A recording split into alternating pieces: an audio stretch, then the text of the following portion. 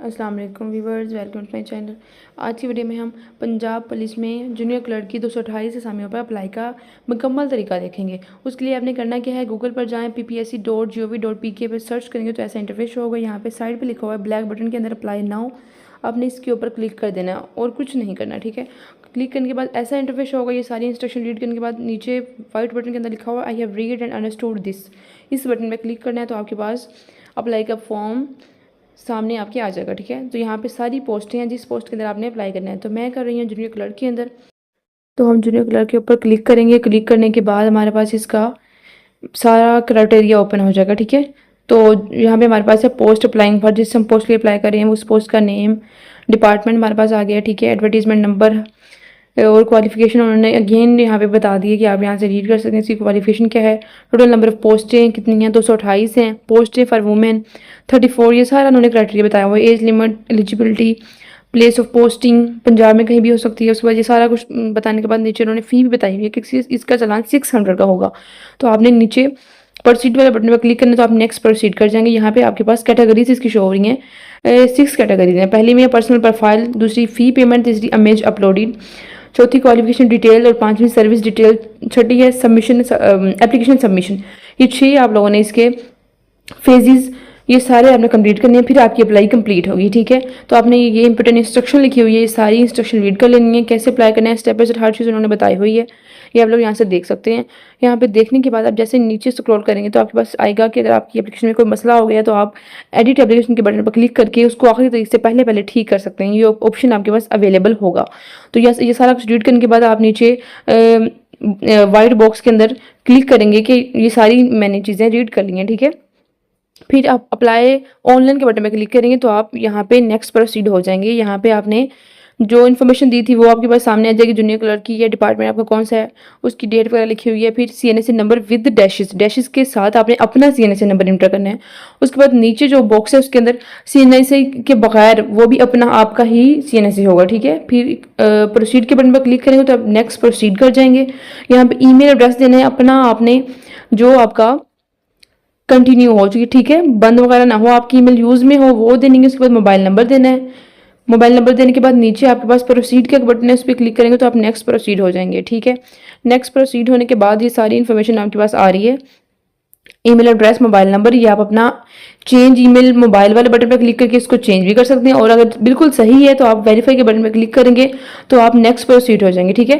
तो मैं वेरीफाई के बटन पर क्लिक कर रही हूँ, तो वेरीफाई के बटन पर क्लिक जैसे ही करेंगे तो हम नेक्स्ट प्रोसीड हो जाएंगे, यानी कि हमने वेरीफाई कर लिया कि हमारी इन्फॉर्मेशन करेक्ट है।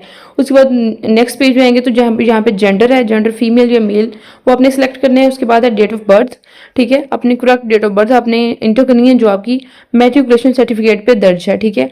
वो क्लिक करने के बाद आपने नीचे है आर यू गवर्नमेंट एम्प्लॉय, तो यहाँ पे सिलेक्ट करना है यस और नो।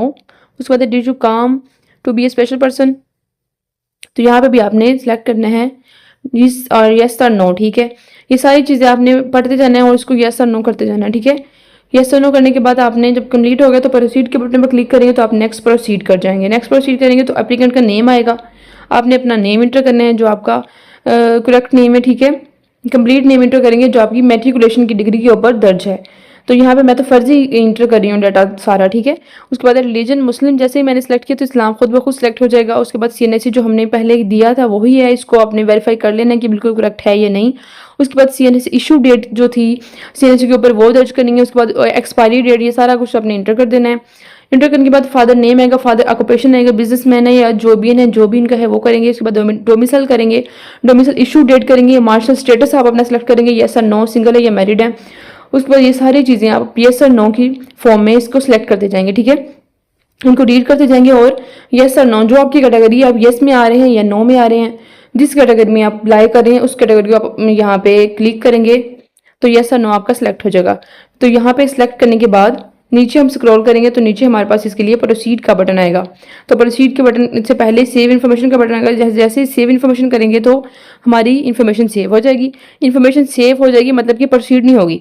तो यहाँ पे हमारे पास 2 चीज़ें हैं, एक है number of chances availed for this posts, ठीक है। आपने कितने इसके चांसेस अवेल किए हैं, पहले फ्रेशर हैं या आप दूसरी बार आए हैं, तीसरी बार आ रहे हैं। तो अगर आप बिल्कुल फ्रेश है, पहली बार टेस्ट देने जा रहे हैं पंजाब पुलिस को, तो यहाँ पे आप 0 सेलेक्ट करेंगे।